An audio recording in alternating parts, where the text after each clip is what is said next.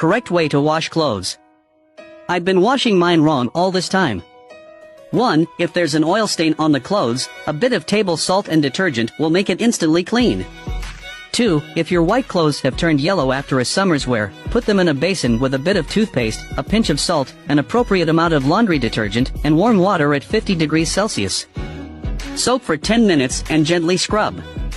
You'll feel like you have a new piece of clothing. 3. If there's a lipstick mark on your husband's t-shirt, clean it with facial cleanser and makeup remover. 4. If the color of the shirt is yellowed, add salt, white vinegar, and laundry detergent to the water, scrub the yellowed collar back and forth, and it will be clean.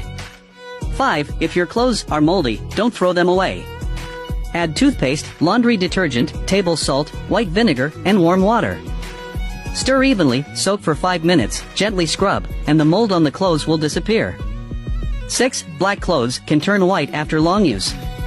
Put the clothes in a basin, add an appropriate amount of floral dew, table salt, laundry detergent, and warm water at 50 degrees Celsius. Soak for 20 minutes and gently scrub. The clothes will look like new. Follow me for